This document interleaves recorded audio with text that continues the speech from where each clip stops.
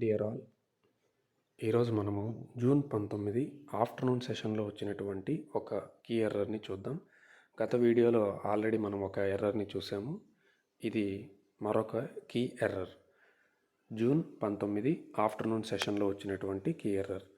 Question number 22.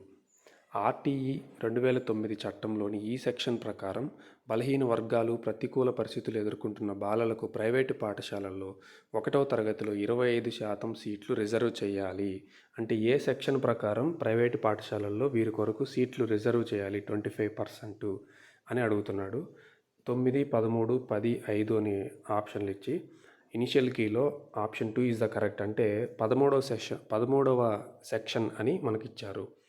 ఇది wrong answer. ఎలా అనేది మనం చూద్దాం, అనలైజ్ చేద్దాం.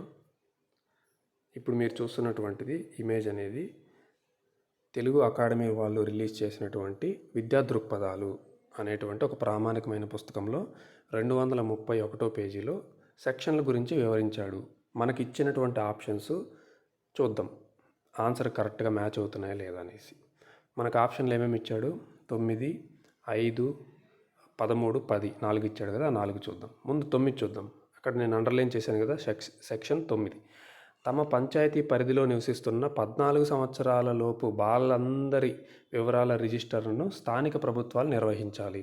సో 9, సెక్షన్ 9 అనేది కాదు. సో ఆప్షన్లో అది ఎలిమినేట్ అయిపోయింది. తర్వాత సెక్షన్ 10, తమ బిడ్డలు లేదా తమ సంరక్షణలో ఉన్న బాలలను పరిసర ప్రాంత పాఠశాలలో చేర్పించాల్సిన బాధ్యత తల్లిదండ్రులు లేదా సంరక్షకులకు ఉంది అని సెక్షన్ 10 చెప్తోంది. సో ఇది కూడా రిజర్వేషన్లు 25% గురించి ప్రైవేటు పాఠశాల గురించి మాట్లాడడం లేదు. సో 9 ఎలిమినేటు, 10 కూడా ఎలిమినేటు. అయితే 13వది ఒకసారి చూద్దాం. 13వ సెక్షన్ అక్కడ నేను అండర్లైన్ చేశాను కదా, క్యాపిటేషన్ రుసుము వసూలు చేస్తే దానికి 10 రెట్ల వరకు జరిమానా విధిస్తారు. సెక్షన్ 13 అని ఇచ్చారు. సో సెక్షన్ 13 అనేది క్యాపిటేషన్ ఫీజు గురించి చెప్తుంది. సో ఇది కూడా కరెక్ట్ ఆన్సర్ అనేది కాదు.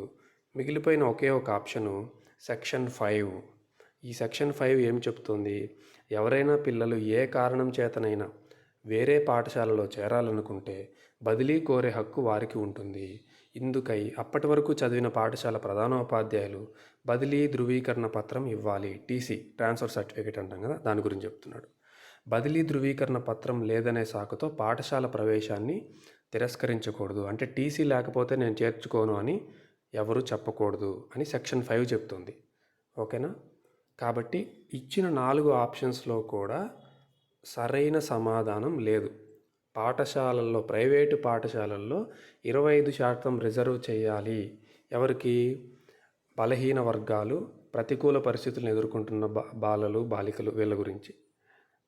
కాబట్టి ఈ 4 ఆప్షన్లు కూడా సరైనవి కావు. మరి అసలు ఆన్సర్ ఏమిటి? అది కూడా ఇక్కడే ఉంది చూడండి.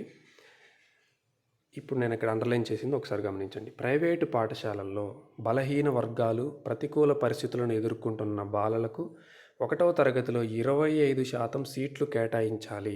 వారు ఎలిమెంటరీ విద్య పూర్తి చేసే వరకు ఉచిత విద్య అందించాలి అని చెప్తున్న సెక్షన్ క్లియర్గా మెన్షన్ చేశారు, సెక్షన్ 12. కాబట్టి దీనికి ఆన్సర్ ఏమవుతుంది? సెక్షన్ 12 అనేది కరెక్ట్ ఆన్సర్. కానీ ఇక్కడ సెక్షన్ 12 అనేది అసలు ఆప్షన్స్లోనే లేదు. కాబట్టి ఇది కీ ఎర్రర్. ఖచ్చితంగా ఈ షిఫ్ట్ ఎవరైతే రాశారో వాళ్ళు రేస్ చేయాల్సిన అవసరం ఖచ్చితంగా ఉంది ఈ బిట్ మీద. Okay, thank you.